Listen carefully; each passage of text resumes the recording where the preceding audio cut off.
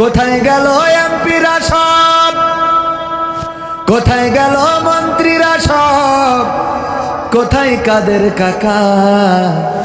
তাদের ছাড়া দেশটা এখন লাগে ফাঁকা ফাঁকা। ঠিক না বেঠিক?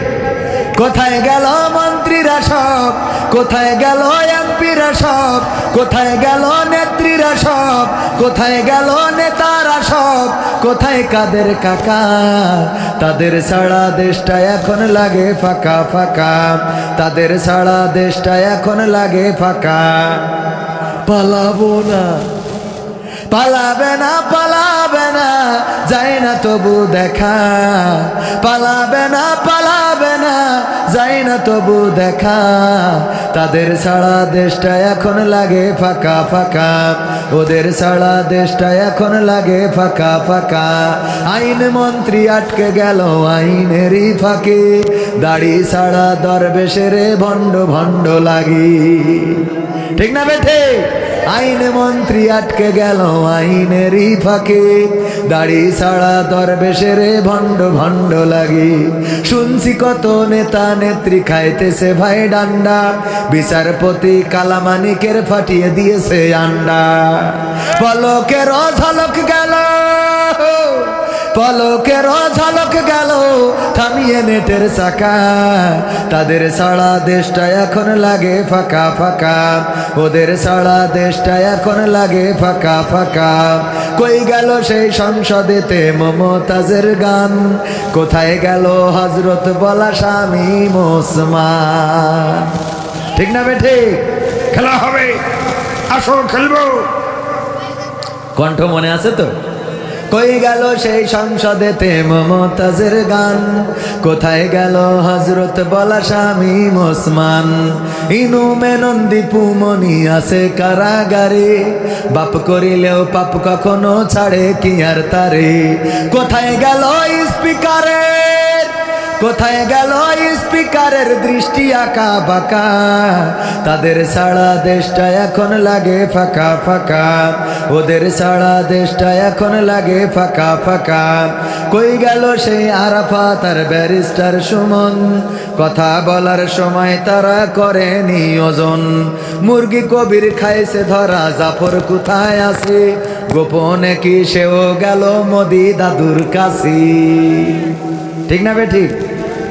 কোথায় গেল আরাফাত আর ব্যারিস্টার সুমন, কথা বলার সময় তারা করে নিয়োজন? মুরগি কবির খাইছে ধরা, জাফর কোথায় আছে?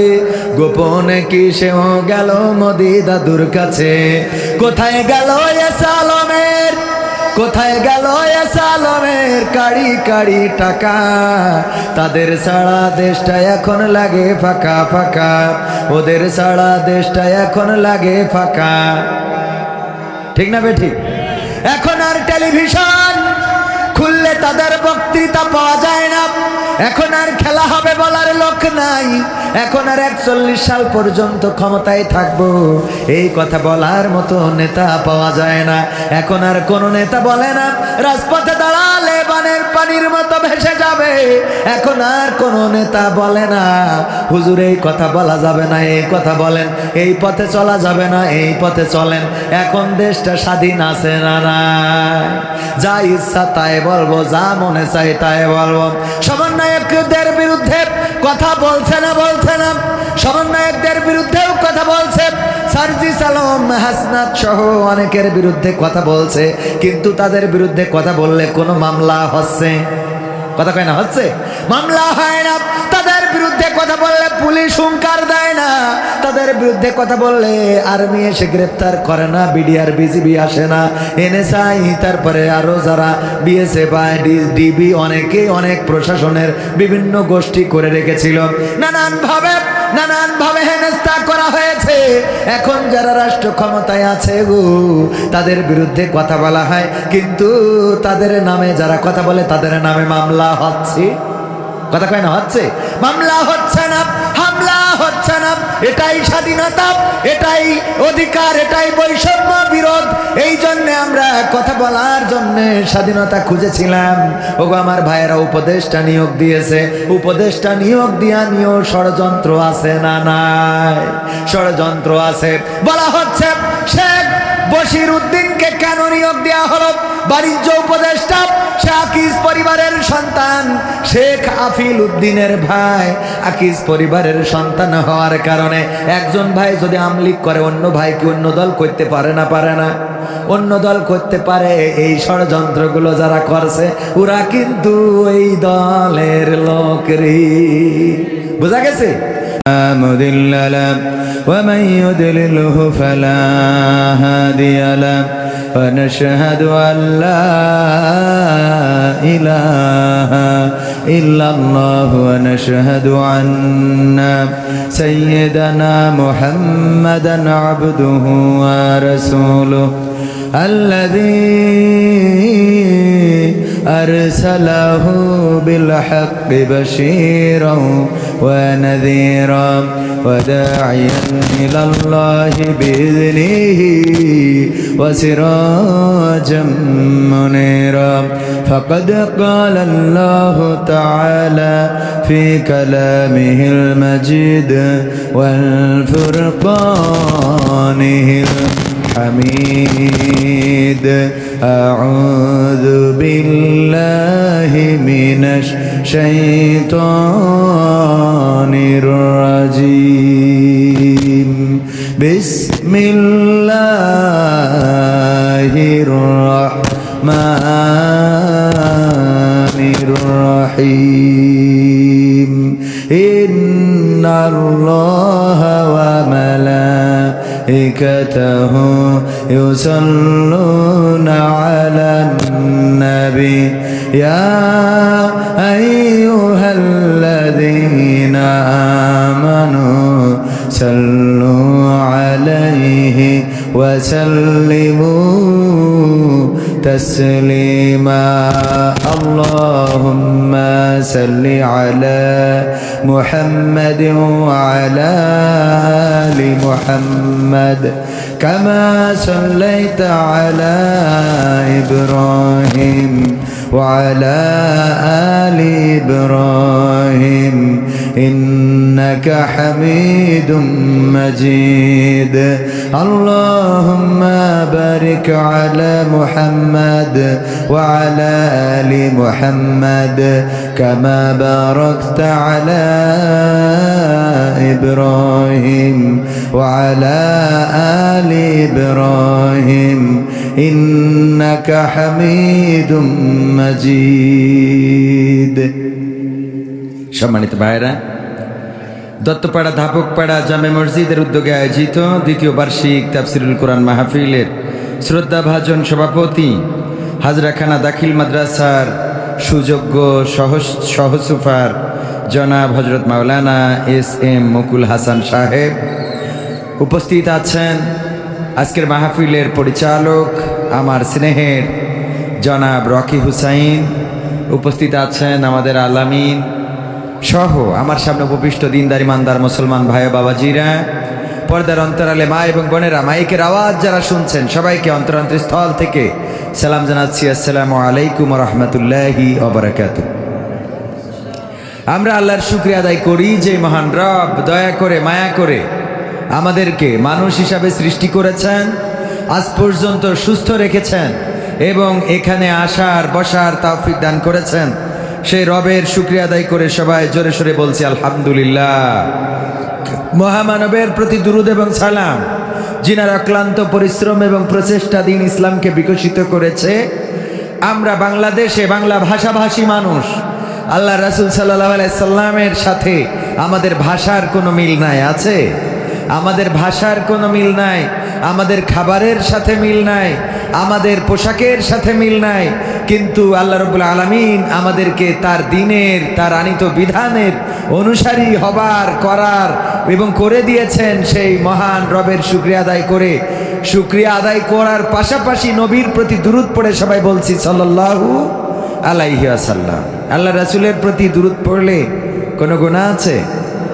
আমরা যখনই রাসূল সাল্লাল্লাহু আলাইহি ওয়াসাল্লামের নাম শুনবো তখনই তার প্রতি দুরূদ পেশ করব। এটাই রাসূল সাল্লাল্লাহু আলাইহি ওয়াসাল্লামের পরে জিবরাইল আলাইহিস সালাম থেকে বর্ণিত, জিবরাইল আলাইহিস সালাম থেকে আমরা একটা হাদিস পাই যেটা রাসূলকে এসে বলেছেন ধ্বংস তার জন্যে যে রাসূলের নাম শুনলো কিন্তু দুরূদ পড়লো না, সাল্লাল্লাহু আলাইহি ওয়াসাল্লাম বললো না, তার জন্য ধ্বংস। আর বিশ্বনবী বলেছেন আমিন। সুতরাং আমরা রাসূলের নাম যখন শুনবো তখনই কি বলবো? সাল্লাল্লাহু আলাইহি ওয়াসাল্লাম। তবে এই বারবার সাল্লাল্লাহু আলাইহি ওয়াসাল্লাম বলার প্রয়োজন নেই, একটা মজলিসে একবার বললে হক আদায় হয়ে যায়, তবে বারবার বলা উত্তম। মনে থাকবে ইনশাআল্লাহ। আমরা যতবার পারি বলার চেষ্টা করব, একটা মজলিসে একবার অন্তত আমরা বলবো। সবাই আবার বলছি সাল্লাল্লাহু। সম্মানিত ভাইয়েরা, সন্ধ্যাবেলা কেবল মাগরিবের নামাজ শেষ হলো, প্রতিটা মানুষের কর্মব্যস্ততা আছে না নাই? কর্মব্যস্ততা আছে। আমরা যদি ডাকি নামাজের জন্যে, বলে যে ভাই ব্যস্ততা আছে তুমি যেয়ে পড়ো। যদি বলি আসেন মসজিদে কোরআন শেখানো হয়, এই কোরআনটা যদি একটু শেখার জন্য সময় দিতেন, বলবে যে ব্যস্ততা আছে তোমরা শেখো, আমাদের হাতে এত সময় নাই। এরকম মানুষ আছে না নাই? এত ব্যস্ত যে আমাদের ইয়াকুব কি যেন একটা হুজুর আছে, ইয়াকুব বিন কি একটা জাহাঙ্গীর বিন ইয়াকুব হুজুর একবার আমাদেরকে বলল যে আপনাদের ব্যস্ততা এত যে আপনারা তো মরারও সময় পাবেন না, মরারও সময় পাবো না। এত ব্যস্ত যে মরার সময় নেই, কিন্তু মৃত্যু যখন এসে যাবে, যত ব্যস্ততা থাকুক, কবর দেশের বাসিন্দা হওয়া লাগবে। কোনো দরখাস্তে, কোনো চাওয়ায়, কোনো কান্নায়, কোনো অভিযোগে আজরাইলকে একটা মিনিট তো দূরের কথা, একটা সেকেন্ডের জন্যেও প্লাস মাইনাস করা যাবে। আজরাইলে খায় না ঘুষ, শোনো রে ওহ মানুষ। আজরাইলে খায় না ঘুষ, শোনো রে ওহ মানুষ। কি হবে কালো টাকার পাহাড় গড়িয়া, আইসো খালি যায় বা খালি এক টুকরা কাপড় লইয়া। আইসো খালি যায় বা খালি তিন টুকরা কাপড় লইয়া। আজরাইলে খাই না ঘুষ, শোনো রে ওহ মানুষ। আজরাইলে খাই না ঘুষ, শোনো রে ওহ মানুষ। কি হবে কালো টাকার পাহাড় গড়িয়া, আইসো খালি যায় বা খালি তিন টুকরা কাপড় লইয়া। আইসো খালি যায় বা খালি তিন টুকরা কাপড় লইয়া। অর্থ সম্পদ ব্যাংক ব্যালেন্সের মিছে কর বড়াই, আজ মরিলে কাল দুই দিন মিছে ভাবের লড়াই রে, মিছে ভাবের লড়াই। অর্থ সম্পদ ব্যাংক ব্যালেন্সের মিছে কর বড়াই, আজ মরিলে কাল দুই দিন মিছে ভাবের লড়াই রে, মিছে ভাবের লড়াই।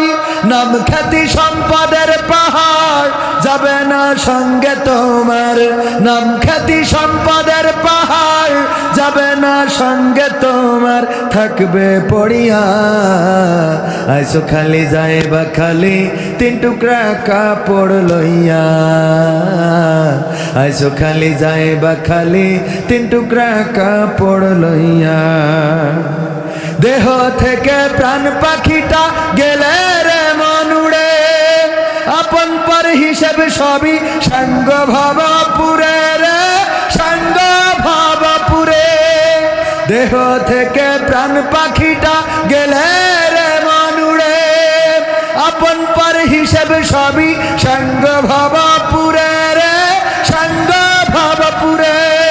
কাঁদবে দুদিন স্বজন সুজন তোমাকে দিয়ে দাফন, কাঁদবে দুদিন স্বজন সুজন তোমাকে দিয়ে দাফন, যাবে ভুলিয়া। আইসো খালি যায় বা খালি তিন টুকরা কাপড় লইয়া। আইসো খালি যায় বা খালি তিন টুকরা কাপড় লইয়া। আজরাইলে খাই না ঘুষ, শোনো রে ওহ মানুষ। আজরাইলে খাই না ঘুষ, শোনো রে ওহ মানুষ কি হবে কালো টাকার পাহাড় গড়িয়া আইসো খালি যাইবা খালি 3 টুকরা কাপড় লইয়া আইসো খালি যাইবা খালি 3 টুকরা কাপড় লইয়া আইসো খালি যাইবা খালি 3 টুকরা কাপড় লইয়া ঠিক না ঠিক তো ওগো আমার ভাইরা মালাকুল মাউত যেদিন আসবে সন্তান পাশে বসে কান্না করবে মা কাঁদবে ভাই কাঁদবে বোন কাঁদবে আপনজন কাঁদবে কারো কান্না আমাদের কর্ণকুহরে পৌঁছাবে না কত গগন বিদারী চিৎকার কারো কান্নায় সাড়া দিতে পারবো না সন্তান চিল্লাবে বাবা বলে মা বলে মা কাঁদবে সন্তান ও আমার খোকা বাবা কাঁদবে আমার কলিজার টুকরা আপনজনেরা কান্না করবে কারো কান্না আমাদের কর্ণকুহরে পৌঁছাবে না আর যদি পৌঁছায় আমাদের কোনো ক্ষমতা থাকবে না সেই ডাকে সাড়া দেওয়ার জন্য নতুন বছর আসছে জানুয়ারিতে আমাদের সন্তানেরা স্কুলে যাবে মাদ্রাসায় যাবে নতুন বছরের ক্লাস করবে নতুন জামা নতুন জুতা কিনে দেব কিন্তু এই মুহূর্তে যদি আল্লাহ কাউকে ডেকে নেয় আর কলিজার টুকরা সন্তান যদি মাথার কাছে এসে বলে বাবা গো নতুন বছরের জামা জুতা কে কিনে দেবে কেন চলে যাও গো বাবা মা যদি কান্না করে ওগো আমার সন্তান আমার ঔষধ কেনার টাকা নাই তুমি তো উপার্জন করে ঔষধ কিনে দাও কে আমার ঔষধ কিনে দেবে বাবা যদি কান্না করে বাবা গো কলিজার টুকরা সন্তান আমার ছেঁড়া লুঙ্গিটা ছেঁড়া জামাটা কে কিনে দেবে গো কেন চলে যাও ভাই কাঁদবে আপন ভাই হারানোর বেদনায় বোন চেঁচামেচি করে কান্না শুরু করবে দূরগ্রাম থেকে আসবে ও আমার ভাই কলিজার টুকরা ভাই কোথায় যাও কেন চলে যাও কারো কান্নায় সাড়া দেব না কারো ডাকে সাড়া দেব না সুটিপুর বাজারের কোন দোকানে জানি না কাফনের কাপড়টা তৈরি হয়ে আছে জানি না কোন জায়গার মাটিটা তৈরি হয়ে আছে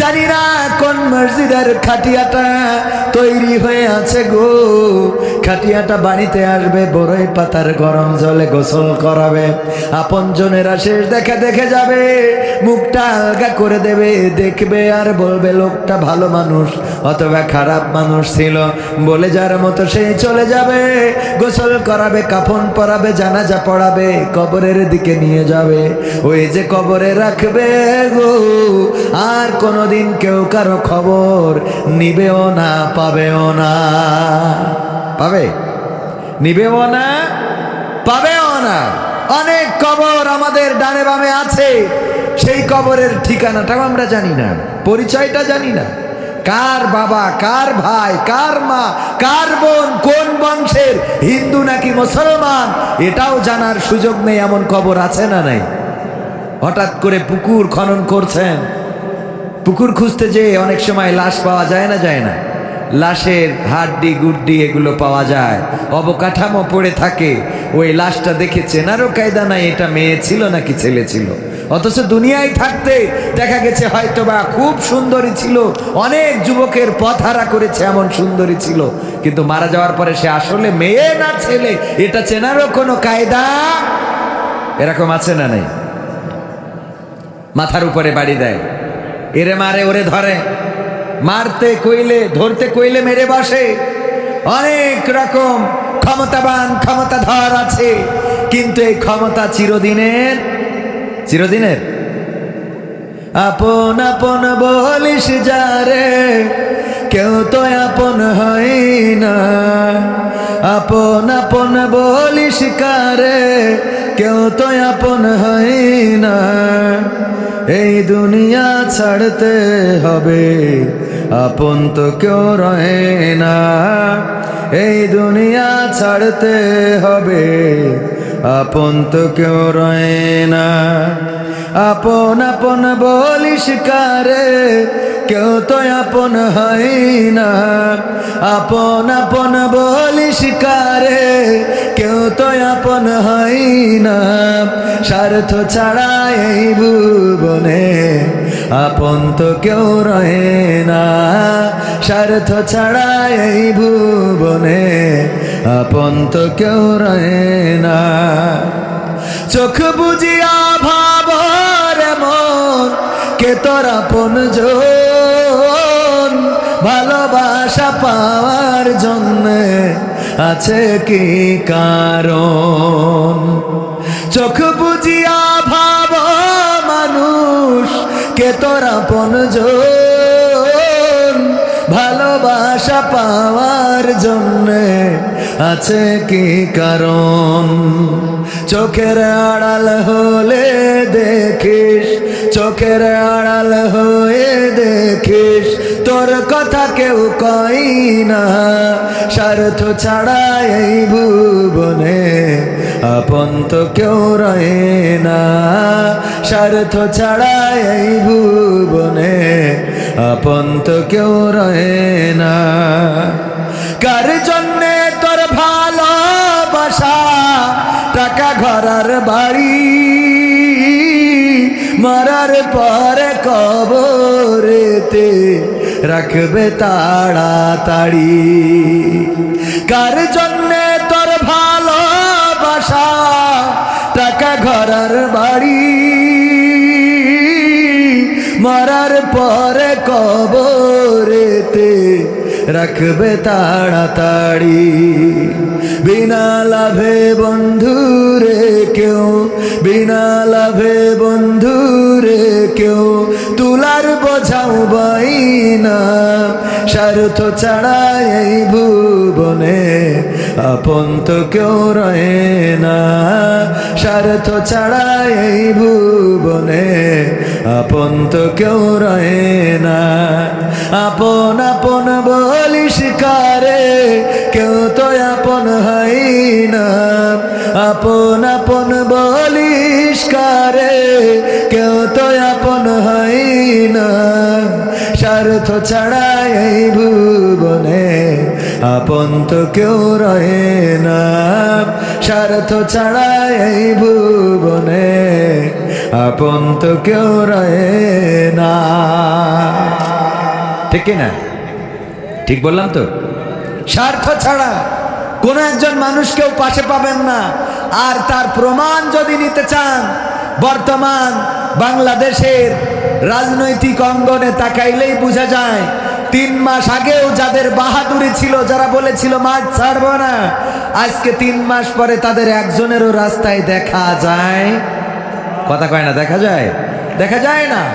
শেখ হাসিনা যখনই দিয়া বুঝতে পেরেছে যে আর দিতে পারবে না, তখন আর শেখ হাসিনার পক্ষে আর কেউ গান গায়? কথা কয় না, গান গায় না, গান গায় না। কারণ স্বার্থ যতদিন পেয়েছিল ততদিন গেয়েছিল, স্বার্থ যখন চলে গেছে তখন তারাও এই সুসময়ের পাখিগুলো তারাও মুখ ফিরিয়ে নিয়েছে। এখন আর তাদেরকে আশেপাশে পাওয়া যায়? স্বার্থ ছাড়া কেউই আপন না। আপনার সন্তান মনে করছেন আপনার খুব কাছের, না, এই সন্তানও স্বার্থ দিয়েছেন তাই বাবা বলে ডাকে। স্বার্থ না দিতে পারলে ওই সন্তানও বাবা বলে ডাকতো। সবাই একটু দুরূদ পড়েন, আল্লাহুম্মা সাল্লি আলা সাইয়্যিদিনা মাওলানা মুহাম্মদ ওয়া আলা আলি সাইয়্যিদিনা। জিকির করেন, লা ইলাহা ইল্লাল্লাহ, লা ইলাহা ইল্লাল্লাহ, লা ইলাহা ইল্লাল্লাহ, লা ইলাহা ইল্লাল্লাহ, লা ইলাহা ইল্লাল্লাহ মুহাম্মাদুর রাসূলুল্লাহ। আপনাদের আল্লাহর জিকির করলে কি গুনাহ হয়? অনেকেই মুখ খোলেননি, আমি কিন্তু দেখিনি তা না। আল্লাহর জিকির যখন করার শক্তি আছে তখন করেন না, অসুবিধা নেই। যখন করার শক্তি থাকবে না তখন হাজার চাইলেও সুযোগ হবে। আল্লাহর সেজদা যারা দেয় না, ওরা যদি চিন্তা করে কালকে থেকে দেব, আল্লাহ না করুন কালকে যদি প্যারালাইজড হয়ে এক পাশ পড়ে যায়, তাইলে আপনার সিজদাটা আর দেয়া হইল? দেয়া হবে? দেয়া হবে না। এই জন্যে আমরা যখন শক্তি সামর্থ্য আছে তখন ডাকবো কার? যখন শক্তি সামর্থ্য থাকবে না তখনও ডাকবো কার? বিপদে মুসিবতে সুখে শান্তিতে আনন্দে আহ্লাদে আমাদের পাশে আছেন কে? আপন যাদেরকেই বলি না কেন, কেউ পাশে থাকে না, কেউ খবর রাখে না। একটুখানি চোখের আড়াল হয়ে দেখেন কয়জন আপনার খবর নেয়। চায়ের দোকানে যে প্রতিদিন বসেন বলেই চায়ের দোকানদার বলে কি ব্যাপার, একদিন না থাকলে 2 দিন না থাকলে হয়তো বলে 2 দিন ধরে দেখি না, কিন্তু আপনি চোখের আড়াল হয়ে যান 5 দিন 7 দিন পরে, তারও আর আপনার প্রয়োজন হবে? ইতিপূর্বে অনেকের কাজে লাগেনি, আমাদের দাদারা ছিল, তাদের দাদারা ছিল, তাদেরও দাদা ছিল, এদেরকে কেউ মনে রাখে? আমার বাবার নাম আমি জানি, আমার দাদার নাম আমি জানি, কিন্তু আমার দাদার বাবার নাম কি ছিল আমি জানি না। আমার দাদার নাম আমি জানি, আমার বাবার নামও আমি জানি, কিন্তু আমার দাদার বাবার নাম কি ছিল আমি জানি না। এখানে একজনও কি আছেন যে দাদার বাবার নাম বলতে পারবেন? দেখেন একজনও নেই দাদার বাবার নাম। দাদারও তো একজন আব্বা ছিল, ছিল না? দেখেন কাছের সম্পর্ক কিন্তু বেশি দূরের না, দাদার আব্বা। আমি কিন্তু দাদার দাদা বলি নাই, তাও আমরা তার নামটা জানি না। আপনিও কারো না কারো দাদার আব্বা, ঠিক না বেঠিক? আপনি কারো না কারো দাদার আব্বা।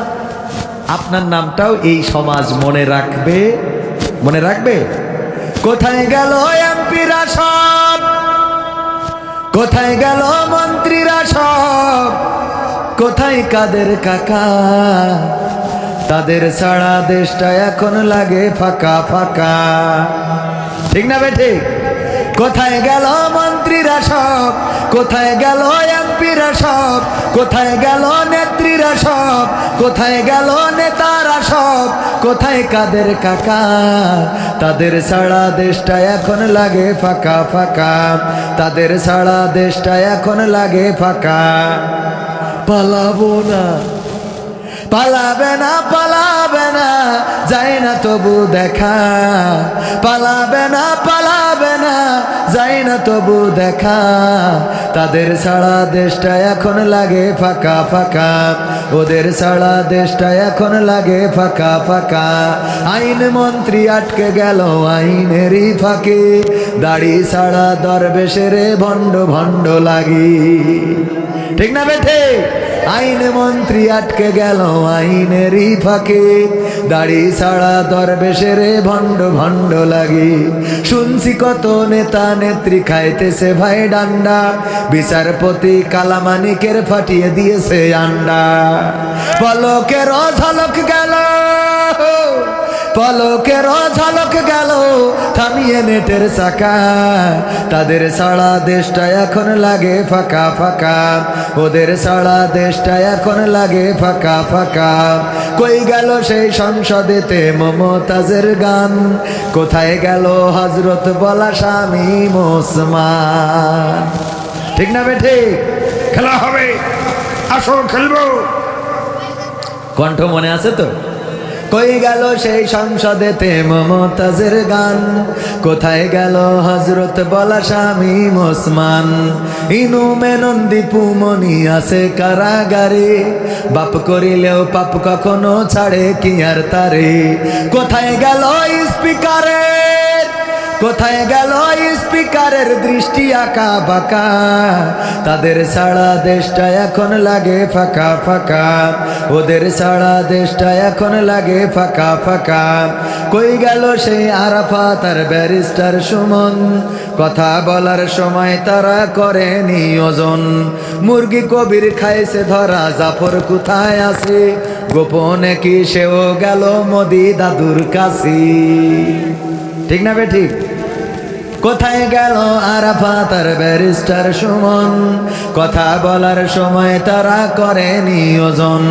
মুরগি কবির খাইছে ধরা, জাফর কোথায় আছে গোপনে কি সেও গেল মোদি দাদুর কাছে। কোথায় গেল এস আলমের, কোথায় গেল এস আলমের মায়ের কাড়ি কাড়ি টাকা, তাদের ছাড়া দেশটা এখন লাগে ফাঁকা ফাঁকা, ওদের ছাড়া দেশটা এখন লাগে ফাঁকা। ঠিক না বেঠিক? এখন আর টেলিভিশন খুললে তাদের বক্তৃতা পাওয়া যায় না, এখন আর খেলা হবে বলার লোক নাই, এখন আর 41 সাল পর্যন্ত ক্ষমতায় থাকবো এই কথা বলার মতো নেতা পাওয়া যায় না। এখন আর কোন নেতা বলে না রাজপথে দাঁড়ালে বানের পানির মতো ভেসে যাবে, এখন আর কোন নেতা বলে না হুজুর এই কথা বলা যাবে না, এই কথা বলেন, এই পথে চলা যাবে না, এই পথে চলেন। এখন দেশটা স্বাধীন আছে না নাই? যা ইচ্ছা তাই বলবো, যা মনে চাই তাই বলবো। সমন্বয়কদের বিরুদ্ধে কথা বলছে না, বলছে না, সমন্বয়কদের বিরুদ্ধেও কথা বলছে, সার্জিস আলম হাসনাত সহ অনেকের বিরুদ্ধে কথা বলছে, কিন্তু তাদের বিরুদ্ধে কথা বললে কোনো মামলা হচ্ছে? কথা কয় না, হচ্ছে? মামলা হয় না। তাদের বিরুদ্ধে কথা বললে পুলিশ হুঙ্কার দেয় না, তাদের বিরুদ্ধে কথা বললে আর্মি এসে গ্রেফতার করে না, বিডিআর বিজিবি আসে না, এনএসআই তারপরে আরো যারা বিএসএফ বা ডিবি অনেকে অনেক প্রশাসনের বিভিন্ন গোষ্ঠী করে রেখেছিল, নানানভাবে হেনস্থা করা হয়েছে। এখন যারা রাষ্ট্র ক্ষমতায় আছে গো তাদের বিরুদ্ধে কথা বলা হয়, কিন্তু তাদের নামে যারা কথা বলে তাদের নামে মামলা হচ্ছে। কথা কয় না, হচ্ছে? মামলা হচ্ছে না, হামলা হচ্ছে না। এটাই স্বাধীনতা, এটাই অধিকার, এটাই বৈষম্য বিরোধ। এই জন্য আমরা কথা বলার জন্য স্বাধীনতা খুঁজেছিলাম। ওগো আমার ভাইয়েরা উপদেষ্টা নিয়োগ দিয়েছে, উপদেষ্টা নিয়োগ দিয়া নিয়েও ষড়যন্ত্র আছে না নাই? ষড়যন্ত্র আছে। বলা হচ্ছে শেখ বশির উদ্দিনকে কেন নিয়োগ দেওয়া হলো? বাণিজ্য উপদেষ্টা, আকিজ পরিবারের সন্তান, শেখ আফিল উদ্দিনের ভাই, আকিজ পরিবারের সন্তান হওয়ার কারণে একজন ভাই যদি আমলিক করে অন্য ভাই কি অন্য দল করতে পারে না? পারে না? অন্য দল করতে পারে। এই ষড়যন্ত্রগুলো যারা করছে ওরা কিন্তু এই দলের লোকেরই। বোঝা গেছে? বিতর্কিত করছে। কারণটা কি? কারণ জানে যে যদি একটা বিতর্ক বা কোনোভাবে যদি নেগেটিভ প্রচারণা করা যায় তাহলে সেটাই সুবিধা। এই জন্য উপদেষ্টা নিয়োগ নিয়ে এখন নানানভাবে নানান কথা বলা হচ্ছে। অমুক যদি আকিজ পরিবারের সন্তান হয়ে, আফিল উদ্দিনের ভাই হয়ে শেখ বশির উদ্দিন যদি উপদেষ্টা হইতে পারে তাহলে অন্যরা কি করেছে? আরে বাবা, আকিজ পরিবার সম্বন্ধে যারা জানে না তারা এই জাতীয় কথা বলে। আকিজ পরিবার একটা ইসলামিক পরিবার। জানেন না? জানেন না? যদি না জানেন আদ্দিন হাসপাতালে যান। আদ্দিন হাসপাতালে যেয়ে দেখেন এমন কোনো দেয়াল নাই, এমন কোনো ওয়াল নাই যেখানে কোরআনের আয়াত, রাসূলের হাদিস লেখা নাই। যারা গিয়েছেন তারা জানেন। গিয়েছেন কখনো? আছে না নাই? আমার সভাপতি সাহেব সাক্ষী। শুধু তাই নয়, এই আকিজ পরিবারে যতগুলো সন্তান তারা সবাই নামাজি, রোজাদার, পরহেজগার, আল্লাহওয়ালা। একজন সন্তান একটু বাইরে গিয়েছিল, তার নাম কি? শেখ আফিল উদ্দিন। এই সন্তানটা টেপারির বাইরে চলে গেছে। টেপারি বোঝেন তো? টেপারির বাইরে কি সবগুলো থাকে নাকি? না, সব থাকে না। আল্লাহর নবীর সন্তান। নারায়ে তাকবীর, নারায়ে তাকবীর। সুপার সাহেবের আগমন। বিশহরী মাদ্রাসার সুপার, আমাদের রকিদের উস্তাদ, আমার মুহতারাম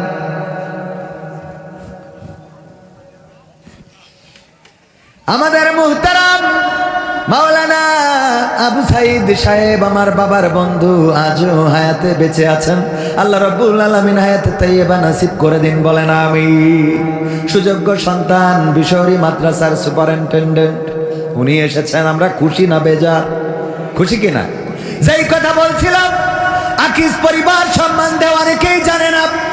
যদি আকিজ সিটিতে যান, নোয়াপাড়া, সেখানে গেলেই দেখতে পারবেন যখন আজান হয় ওই আকিজ সিটিতেও আজান হয়। আকিজ সিটিটা এমন, বিদেশের কোনো মার্কেটে গেলে মাইড ইন মালয়েশিয়ায় আছে, জাইন্ট আছে, সানডে স্কয়ার আছে, তারপরে আছে টেস্কো, এই জাতীয় যে মার্কেটগুলো আছে, ওই জাতীয় মার্কেট করেছে নোয়াপাড়ায়।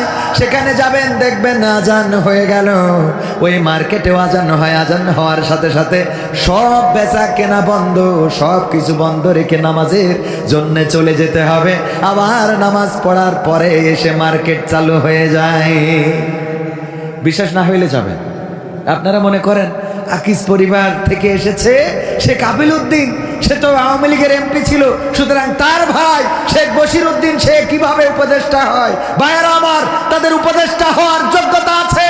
অন্যান্য ভাইগুলো ইসলামী আন্দোলনের সিপাহসালার, এই বাংলাদেশে ইসলামী আন্দোলনের পক্ষে তাদের এত অবদান রয়েছে। আপনাদের চোখের সামনেও কয়েকদিন আগে এখানে যে তাফসিরুল কোরআন মাহফিল হলো, আমির হামজা এবং আল্লামা মামুনুল হককে হেলিকপ্টারে দেখেছেন না? দেখেন না? শেখ মহিউদ্দিন সাহেব উনি হেলিকপ্টারে করে এনে আমির হামজা ভাইকে, মামুনুল হককে দিয়ে মাহফিল করিয়ে দিয়ে গেলেন। আর আপনারা বলেন এই পরিবার আওয়ামী পরিবার। পরিবারে এক দুইজন একটু টেপারির তলে জাতি পারেন, টেপারির বাইরে জাতি পারে না? পারে না। ভাইয়েরা আমার, আরো একটা তথ্য দিতে চাই। আকিজের যতগুলো ফ্যাক্টরি আছে, এমনকি বিড়ি ফ্যাক্টরিতেও প্রতিটা মানুষের নামাজ পড়া বাধ্যতামূলক। যদি মুসলমান হয় নামাজ পড়া বাধ্যতামূলক, পাশাপাশি কোরআন শেখাটাও বাধ্যতামূলক। যদি কেউ কোরআন না জানে, আমাদের স্যারের সময়ে, কোম্পানির সময়ে কোরআন শিখবে। কোম্পানির বেতন দিয়ে মহিলাদের জন্য হাফেজা রাখা আর পুরুষদের জন্য হাফেজে রাখা। হাফেজ এবং হাফেজা তারা নারী এবং পুরুষদেরকে কোরআন শিখায়। যারা কোরআন জানে না তাদেরকে কোরআন শিখায়, যারা জানে তাদেরকে মুখস্থ করায়। এটাই বাধ্যতামূলক এবং মাসে 2 মাসে 3 মাসে আবার সেটার একটা পরীক্ষা নেওয়া হয়। ওগো আমার ভাইয়েরা, বাংলাদেশে এমন কোন ফ্যাক্টরি এখনো চোখে পড়ে নাই যারা বাবার টাকা খরচ করে, কোম্পানির টাকা খরচ করে তাদের কোম্পানিতে ওয়ার্কারদেরকে কোরআন শিখায়, কোরআন মুখস্থ করায়, নামাজকে বাধ্যতামূলক করে দিয়েছে। এমনকি যদি কেউ কোরআন ক্লাস কামাই করে, কোরআন ক্লাসে অ্যাবসেন্ট করে অথবা নামাজ যদি কাজা করে, তাইলে তার জন্য পানিশমেন্টের ব্যবস্থা আছে, যেটা এই বাংলাদেশে আমি আকিজের বাইরে কোনো ফ্যাক্টরিতে এখনো দেখি নাই। সেই পরিবারের একজন সন্তান বাণিজ্য উপদেষ্টা হয়েছে। আর আমার কিছু আল্লাহর ওলিরা তারা বিতর্কিত করার চেষ্টা করছে। এই ষড়যন্ত্রের ফাঁদে পা দেওয়া যাবে না। ষড়যন্ত্রকারীরা তারা নানান ভাবে ষড়যন্ত্র করে বাংলাদেশের মানুষের ঐক্যকে বিনষ্ট করে দিতে চায়। সুতরাং স্বাধীনতা অর্জিত হয়েছে 3 মাস, এই 3 মাসের মধ্যেই গোটা দেশ পরিবর্তন হয়ে যাবে, এত সোজা। উনি সহসুপার, আগে ছিল বিশহরী মাদ্রাসার হুজুর, পরবর্তীতে গিয়েছে হাজরাখানা। তো হাজরাখানায় যাওয়ার পরে উনার সেখানে বোঝার জন্য কিছু সময় লাগে না? লাগে না? বোঝার জন্য কিছু সময় লাগে না? লাগে না? তো বাংলাদেশে যারা ক্ষমতায় এসেছেন তাদের অন্তত বোঝার জন্য তো কিছু সময় দিবেন। এর মধ্যে হঠাৎ করেই বলে অমুক কেন, তমুক কেন। হ্যাঁ, কিছু কথা বলতেই পারেন। মোস্তফা গোলাম কি, মোস্তফা সরোয়ার ফারুকি, এই মোস্তফা সরোয়ার ফারুকির স্ত্রী আবার বঙ্গবন্ধুর স্ত্রী হিসেবে অভিনয় করেছিল, জানেন আপনারা? হ্যাঁ, অনেকে এই যে মিডিয়া কর্মীরা খুব ভালো করে জানে। তো মোস্তফা সরোয়ার ফারুকির স্ত্রী অভিনয় করেছিল নায়িকা হিসাবে বঙ্গবন্ধু সিনেমায়।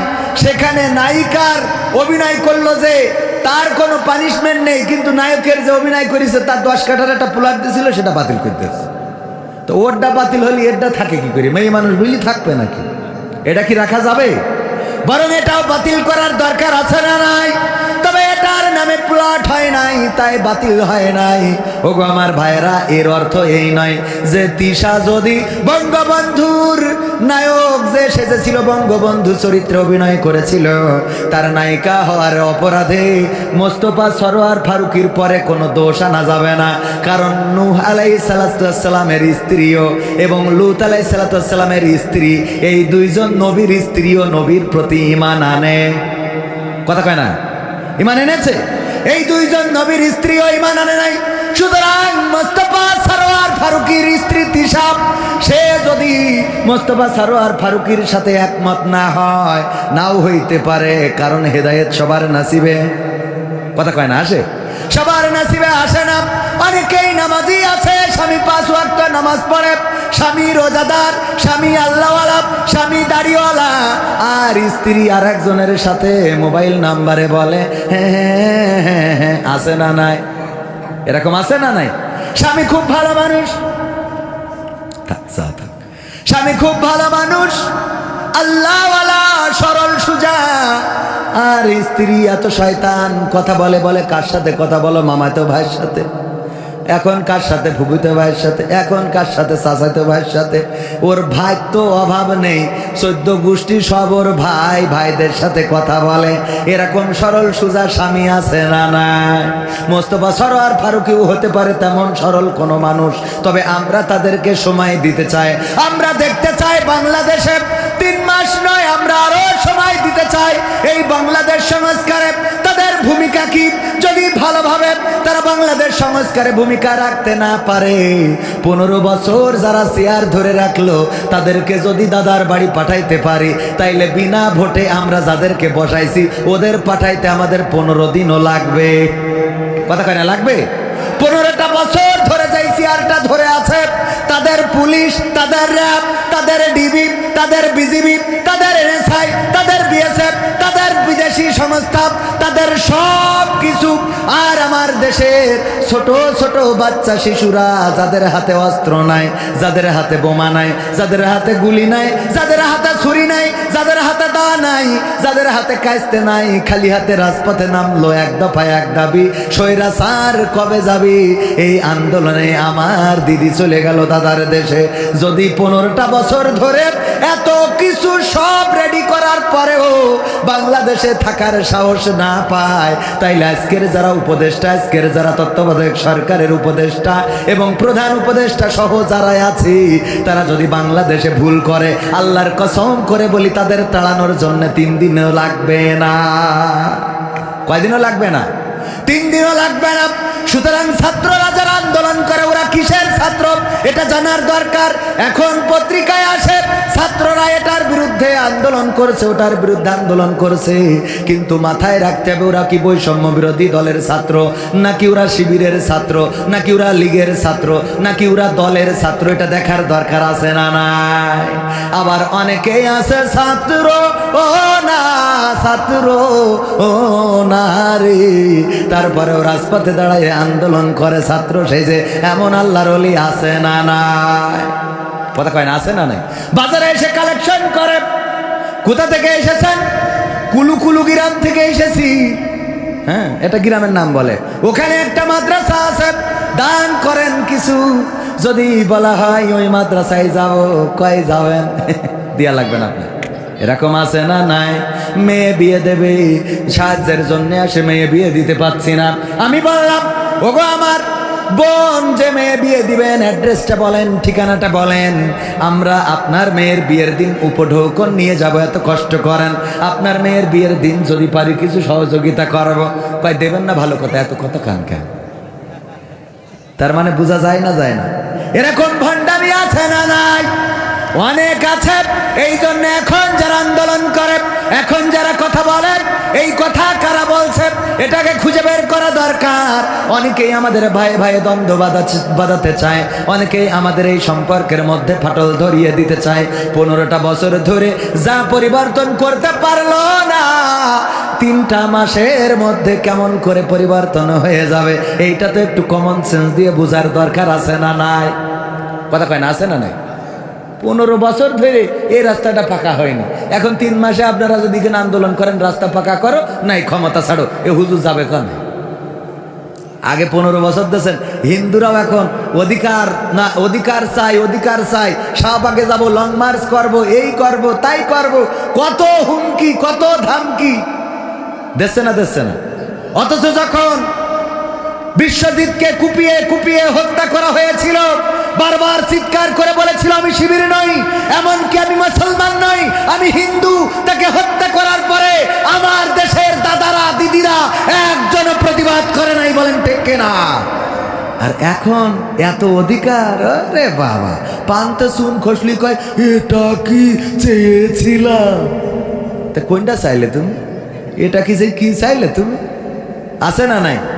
ক্ষমতার দাপটে তুমি, ক্ষমতার দাপটে তুমি হইলা যে ভাই অন্ধ, সব ক্ষমতা চূর্ণ হবে আখি হইলে বন্ধ তোমার, সব ক্ষমতা চূর্ণ হবে আখি হইলে বন্ধ।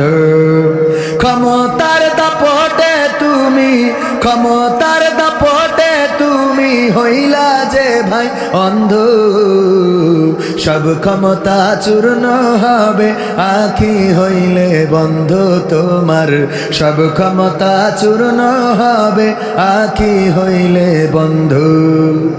গায়ের জোরে আজকে তুমি হয়েছ বেসামাল, এই ক্ষমতা রবে না ভাই তোমার চিরকাল। ঠিক না বেঠে?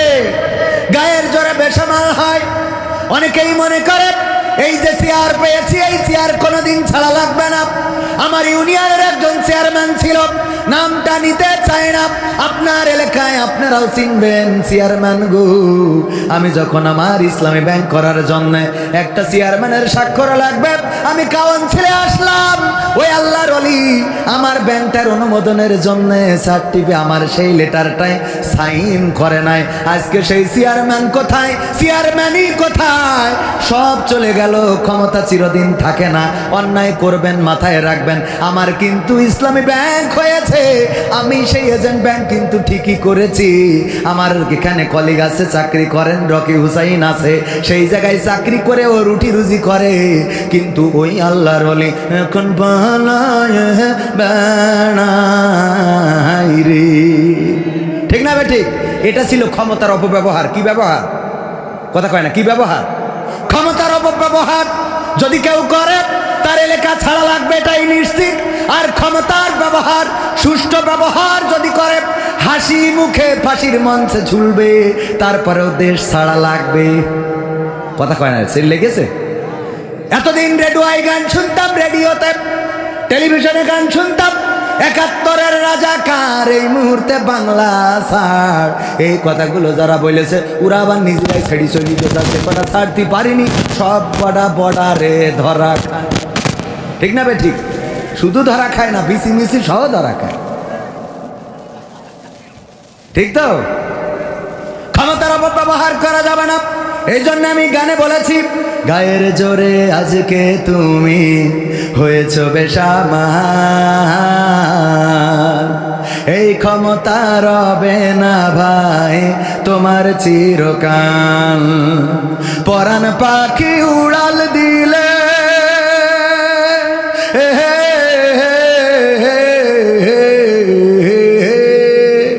পরাণ পাখি উড়াল দিলে, পরাণ পাখি উড়াল দিলে দেহ হবে গন্ধ, সব ক্ষমতা চূর্ণ হবে আখি হইলে বন্ধ তোমার, সব ক্ষমতা চূর্ণ হবে আখি হইলে বন্ধ।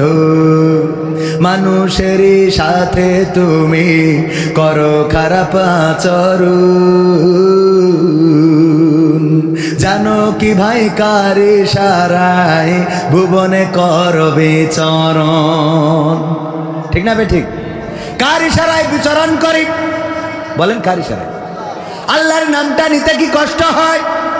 যে বানাইল, যে চোখ দিল, যে কান দিল, যে কথা বলার শক্তি দিল, যে আমাদের সন্তান দিল, স্ত্রী দিল, সংসার দিল, পরিবার দিল। ওগো আমার ভাইয়েরা, আমরা যারা যশোরে বসবাস করি, মাঝে মাঝে যখন কোনো ভিডিও দেখি অথবা কোনো জায়গায় কোনো মাহফিলে যায়, যাওয়ার পরে বলে হুজুর এই যে এই জায়গাটা দেখছেন নদীর মধ্যে বিলীন হয়ে গেছে, এই জায়গায় আমার দাদার বাড়ি ছিল, এই জায়গায় আমার বাবার কবর ছিল, এই জায়গায় আমার আপনজনরা ঘুমানো ছিল। কত নদীতে বিলীন হয়ে যায়। আর আমরা যারা যশোরে বসবাস করি, আমাদের অন্তত কবরটাও ঠিক আছে না নাই? আমাদের নদীতে বিলীন হয় না, নদীতে ভেঙে যায় না। এই জন্যে আমাদের কবিরা গান লিখেছিলেন, নদীর কুল ভাঙে ও কুল গড়ে, এই তো নদীর খেলা, সকাল বেলার ধ্বনি তুমি ফকির সন্ধ্যা বেলা। নদীর কুল ভেঙে যায় ও কুল গড়ে যায়। ও আমার ভাইয়েরা, কত মানুষের ভিটামাটি চলে যায়, নদীর গর্ভে বিলীন হয়ে যায়। নদীর দিকে তাকায় আর বলে, নদীর ও ও নদী, তুই তো আমার ঘর ভাঙলি, বাড়ি ভাঙলি, তুই আমার এইটা করলি, ওইটা করলি। ওগো আমার ভাইয়েরা, আমরা যারা যশোরে বসবাস করি, আল্লাহ আমাদের ভিটা দিয়েছেন, ঘর দিয়েছেন, বাড়ি দিয়েছেন, স্ত্রী দিলেন, আমাদের অনেক নারীদের স্বামী দিয়েছেন, সন্তান দিয়েছেন, সংসার দিয়েছেন। যে আল্লাহ রব্বুল আলামিন না চাইতে এত কিছু দিলেন, সেই আল্লাহর নামটা নিতে যাদের মুখে বাদে গো, ওগো আমার ভাইয়েরা, পড়ন্ত বিকেল বেলায় দেখবেন আল্লাহর নামটা ওই মুখ দিয়ে আর বের হবে। হইতে পারে না? পারে না? কথা কয় না? এই জন্যে আমরা, আমাদের এই শক্তি সামর্থ্য দিয়েছেন কে? তাও আপনাদের এত বুঝাইও আল্লাহর নামটা কষ্ট লাগে, কষ্ট লাগে মনের মধ্যে আল্লাহর নামটা মুখ দিয়ে উচ্চারণ করতে। অথচ চিৎকার করে যদি আল্লাহকে ডাকেন তাও শোনে, আস্তে ডাকলেও শুনবে। কিন্তু যখন বিপদে পড়েন, যদি বাড়ি এসে মার খুঁজে না পান, ছোটবেলায় কি করতেন? ও মা, মা, এরকম ডাকতেন, ও মা, মা, এই তুই কানে, ঠিক না বে ঠিক? যখন মা ডেকে ডেকে না শোনে, এরকম চিৎকার আছে না নাই? তো আল্লাহর নাম একটু এরকম চিৎকার করে বলা যায় না? ওগো আমার ভাইরা, আমাদের এই জীবন, আমাদের মরণ, আমাদের হাত, আমাদের পাপ, আমাদের চোখ, আমাদের কান দিয়েছেন কে? চিৎকার করে বলেন, দিয়েছেন কে? এরপরেও দেখলাম কিছু আল্লাহর ওলি মুখ খোলে নাই। আমারও কোনো অসুবিধে নাই, কারণ আমি আল্লাহকে ডেকে, আল্লাহকে পেয়ে আজকে এই পর্যন্ত। যারা ডাকে না, ওরা পায়ও না, পাবেও না। ওদের জন্য দুয়া যেন আল্লাহ ওদের হেদায়েত নসিব করে, বলেন আমিন। কারণ আল্লাহ দেখেছে যারা, পেয়েছে তারা। কেউ বলে বলুক তোমায় চেনা বড় কঠিন দায়, কেউ বলে বলুক তোমায় চেনা। তোমার প্রেমে যে মজেছে মাওলা, তোমার প্রেমে যে মজেছে মাওলা, প্রেমে ডুবে মরেছে, কেউ বলে বলুক তোমায় চেনা বড় কঠিন দায়, কেউ বলে বলুক তোমায় চেনা। ইব্রাহিমকে হাত পা বেঁধে নমরুদ মনের জ্বালা মিটাতে ছিটকে দিল নলকূপে। ইব্রাহিমকে হাত পা বেঁধে নমরুদ মনের জ্বালা মিটাতে ছিটকে দিল নলকূপে। তুমি সেই অনলে ফুল ফুটাইলে, সেই অনলে ফুল ফুটাইলে, নিখুঁত কলা কৌশলে, কেউ বলে বলুক তোমায় চেনা বড় কঠিন দায়, কেউ বলে বলুক তোমায় চেনা। কি যে ভেবে নদীর মাঝে ঠাই দিলাই ইউনুসকে পেটে রাখে আল্লাহ মারে বলকে। কি যে ভেবে নদীর মাঝে ঠাই দিলাই ইউনুসকে পেটে রাখে আল্লাহ মারে বলকে। তুমি মুসাকে ছেড়ে তুর পুড়াইলে, মুসাকে ছেড়ে তুর পুড়াইলে, নিখুঁত কলা কৌশলে, কেউ বলে বলুক তোমায় চেনা বড় কঠিন দায়, কেউ বলে বলুক তোমায় চেনা। ইসমাইলের গলা খান দুভাগ হবে ভেবে স্বামী অবলারে করলা কুরবানি। ইসমাইলের গলা খান দুভাগ হবে ভেবে স্বামী অবলারে করলা কুরবানি। তুমি মরিয়মকে মা বানাইলে, মরিয়মকে মা বানাইলে, নিখুঁত শিখুত কলা কৌশলে, কেউ বলে বলুক তোমায় চেনা বড় কঠিন দায়, কেউ বলে বলুক তোমায় চেনা। এই গানের পরে আর কিছু বোঝানোর দরকার আছে? আল্লাহকে ডাকবেন, পাবেন, ডাকবেন না পাবেন না, সারা জীবন অন্তরের মধ্যে পৌঁছে যাবে, বুকের মধ্যে গন্ধ হয়ে যাবে। আপনার অন্তর আত্মা কলুষিত এতটাই হবে, যদি ওইটা দুর্গন্ধ বের হইতো আপনার স্ত্রীও আপনার দিকে মুখ করে ঘুমাইতো না।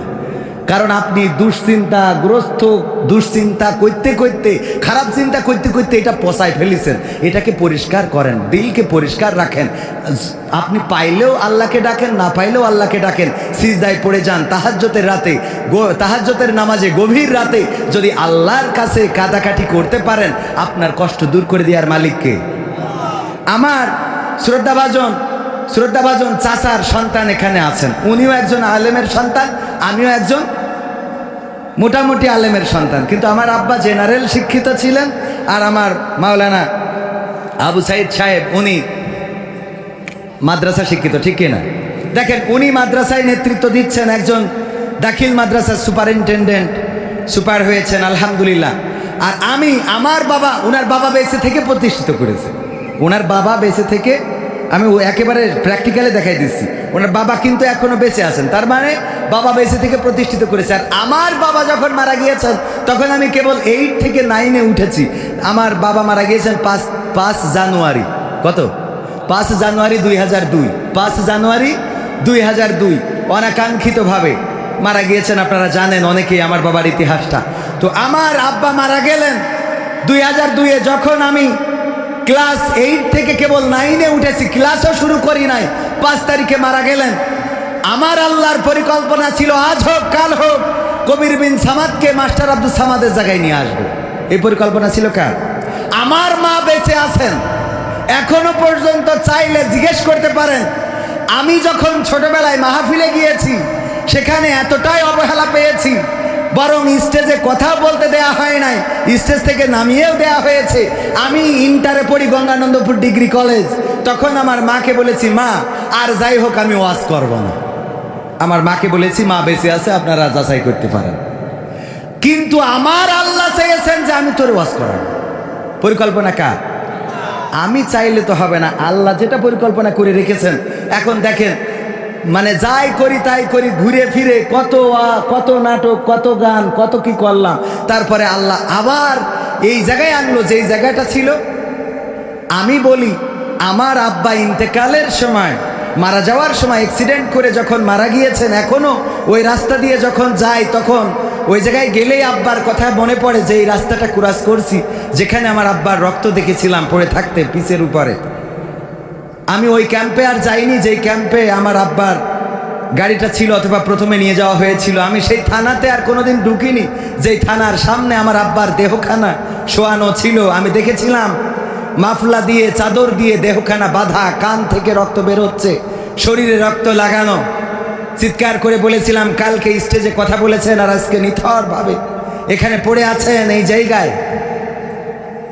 ওই বাবা আমার মনে হয় মৃত্যুর সময় শুধুমাত্র এতটুকু বলেছিলেন, আল্লাহ তুমি আমার সন্তানকে সেই জায়গাটাই এনে দিও যেই জায়গাটা আমি তৈরি করেছি, যেই জায়গাটা আমি ধরে রেখেছিলাম, যেই জায়গাটায় আমি ছিলাম। আমার বিশ্বাস, আমার বাবার এতটুকু দোয়া ছাড়া আমার আর কোনো অর্জন নাই, যে অর্জন দিয়ে আমি মানুষের সামনে কথা বলতে পারি।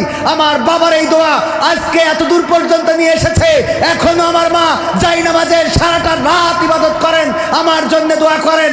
আর সেই দোয়ার বারাকা হলো কবির বিন সামাদকে আলহামদুলিল্লাহ বাংলাদেশের মানুষ দলমত নির্বিশেষে এখন মানুষে অন্তত স্নেহ করে, শ্রদ্ধা করে, ভালোবাসে, দাওয়াত করে, খাওয়ায়, আবার টাকা দেয়। মায়ের দোয়া, বাবার দোয়া, অর্জন বলে কিছু নেই ভাইয়েরা আমার। এবং আল্লাহ রাব্বুল আলামিন যদি কবুল করেন, আল্লাহকে ডেকে যদি পান, আল্লাহকে মৃত্যুকালে আমার বাবা, আমার বিশ্বাস, আমার মন বলে, যেহেতু বাবার কথা শুনতে পারি নাই, আমার মন বলে আমার আব্বা বলেছিলেন, আল্লাহ তুমি ওই জায়গায় এনে দিও আমার এটা অন্তরাত্মা ডেকে বলে। আমি যখন প্রতিদিন বাড়ি থেকে বের হই আমার আব্বার কবরে সালাম দিয়ে বের হই, যখন বাড়িতে ঢুকি আব্বার কবরে সালাম দিয়ে ঢুকি। অসংখ্যবার আব্বা আওয়াজ করে বলেছিলেন, আমি যদি যোগ্য সন্তান তৈরি করে যেতে পারি, ওই সন্তান আমার কবরে যে সালাম দিবে তার ভালো আমলগুলো আমি পাবো।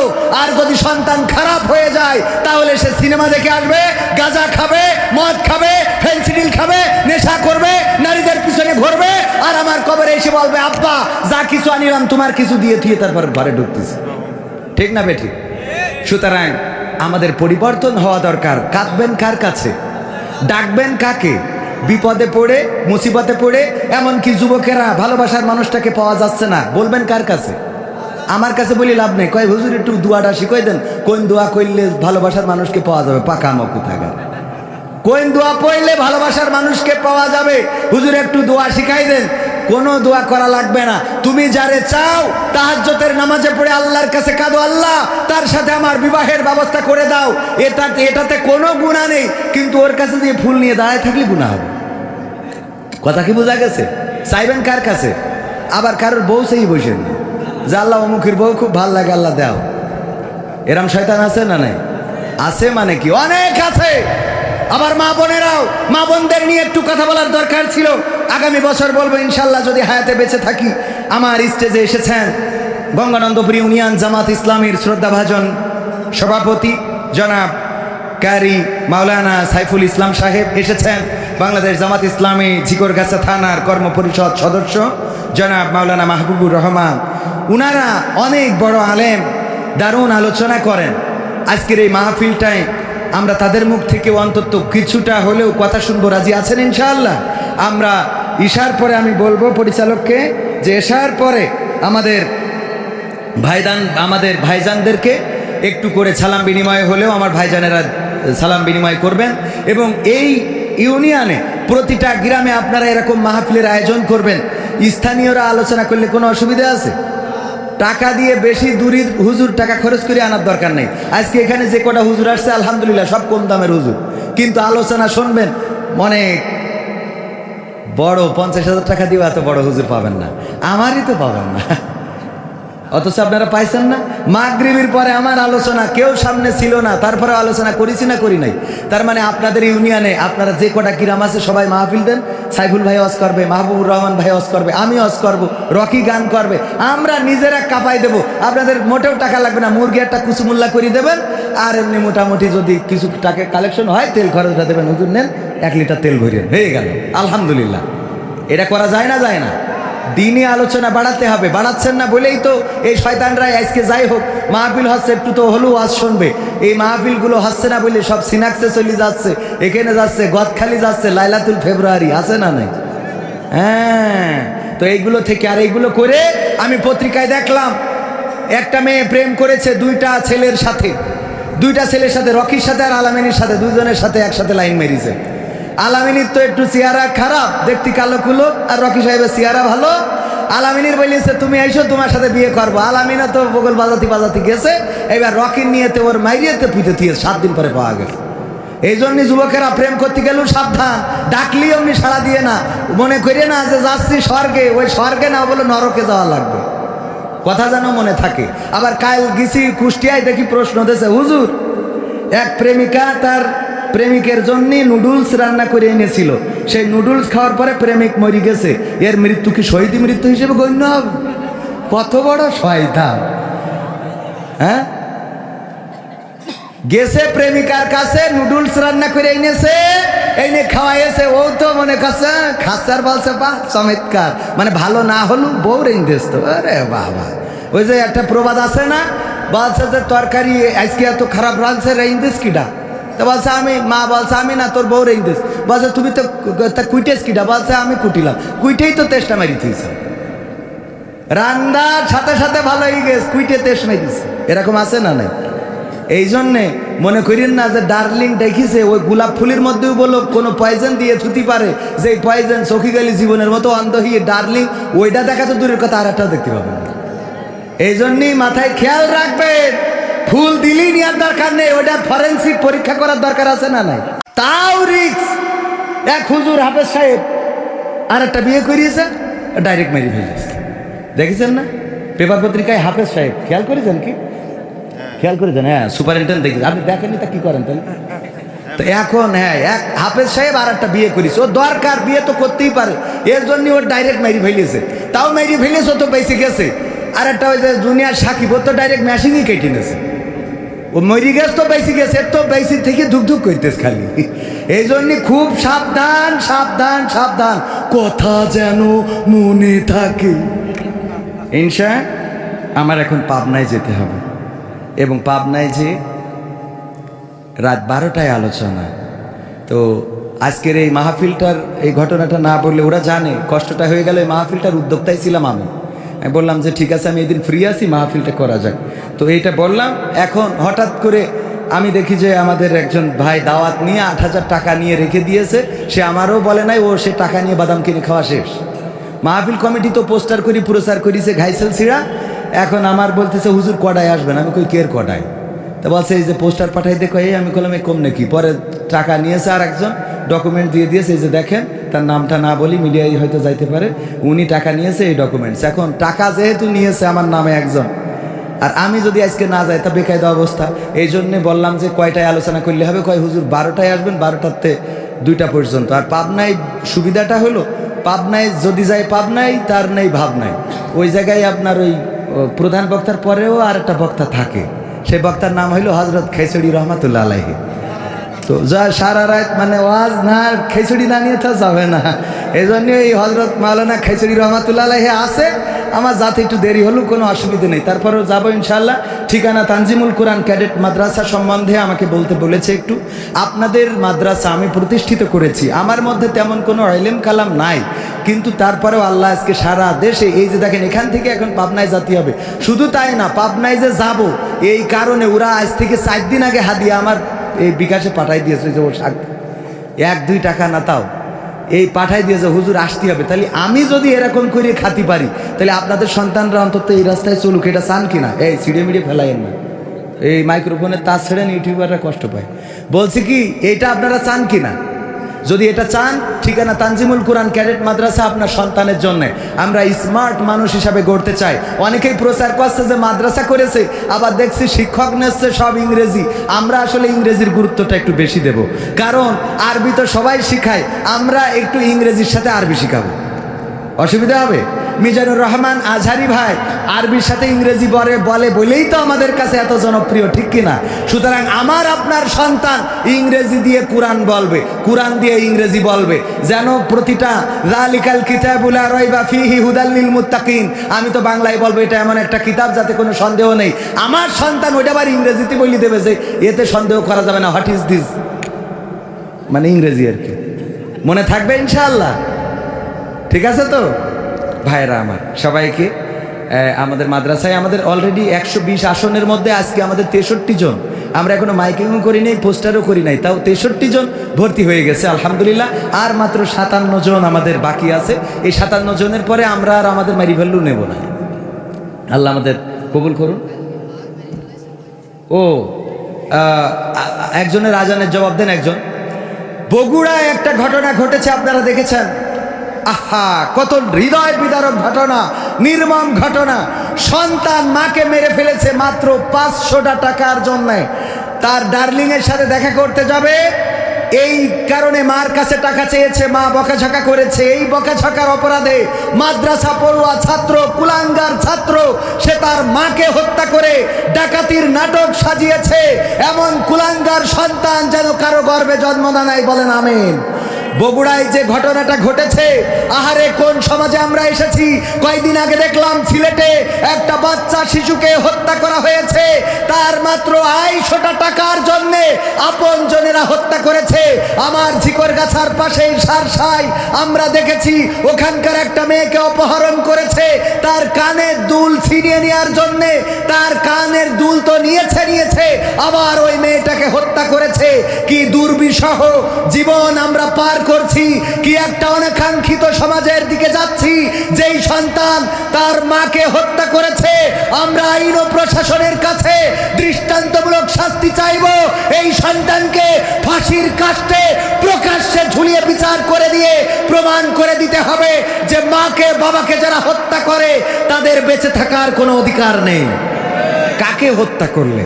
যেই মা তোমাকে গর্ভে ধারণ করেছিল, যেই মা তোমাকে প্রসব যন্ত্রণা সহ্য করে রক্তে ভেসে এই পৃথিবীর আলো দেখিয়েছিল, যেই মা তোমাকে পিঁপড়ে কামড়ালে তুমি কান্না করতে, মা সব কিছু ফেলে রেখে তোমাকে বুকে আগলে নিত, যেই মা তোমাকে নিজে ভিজা বিছানায় ঘুমিয়ে শুকনা জায়গায় রাখতো, যেই মা নিজের সেরা শাড়ি পরেছে কিন্তু কোনোদিন বাবার কাছে অভিযোগ করে নাই তোমার নতুন জামা কিনে না দিলে তোমার মা অভিমান করে থাকতো, যেই মা তোমার সুখে হাসতো, তোমার কষ্টে কান্না করত, যেই মা তাহাজ্জুদে জায়নামাজে তোমার জন্য জায়নামাজ ভিজিয়েছে, সেই মাকে তুমি হত্যা করেছো। কুলাঙ্গার কুলাঙ্গার কুলাঙ্গার, এমন কুলাঙ্গার সন্তান কারো গর্ভে যেন জন্ম না হয়, বলেন আমিন। আমরা তার দৃষ্টান্তমূলক শাস্তি দাবি করছি। আর মায়ের সাথে কেউ রূঢ় ভাষায় কথা বলবেন না, মায়ের সাথে খারাপ আচরণ করবেন না, বাবার সাথে খারাপ আচরণ করবেন না। তারা আপনাদের জন্যে মাথার ঘাম পায়ে ফেলে, আপনাদের সুখের জন্যে, আপনাদের মুখে হাসি ফোটানোর জন্যে কষ্ট করে নিজের জমি বেচে বিদেশে পাঠাইয়েছে। আর এখন বউ পেয়েতে বগল বাজান যে মাল একখান পাইছি, কথা কয় না। বাবার চিকিৎসার টাকাটাও দিতে চায় না, মায়ের শাড়ি কেনার টাকাটা দিতে চায় না, মায়ের ঔষধ কেনার টাকাটা দিতে চায় না, ভাইয়ের পিছনে খরচ করতে চায় না, বোনকে দেখতে চায় না। এমন অসংখ্য কুলাঙ্গার আছে, বউ পেয়ে ভুলে গিয়েছে। আল্লাহ এই জাতীয় মানুষদেরও হেদায়েত নসিব করে দিন, বলে না আমি। মনে থাকবে ইনশাআল্লাহ। আবারও দেখা হবে, দেখা হবে, এটা চান? আগামী বছর আবার মাহফিল হোক চান? এশার আজান হবে, আপনারা নামাজ আদায় করবেন, এখানে নামাজের পরে বসে যাবেন, তারপরে ধারাবাহিকভাবে আমাদের আলোচকরা আলোচনা করবেন ইনশাআল্লাহ। এই মাহফিলটা আমাদের নিজেদের মাহফিল মনে করেই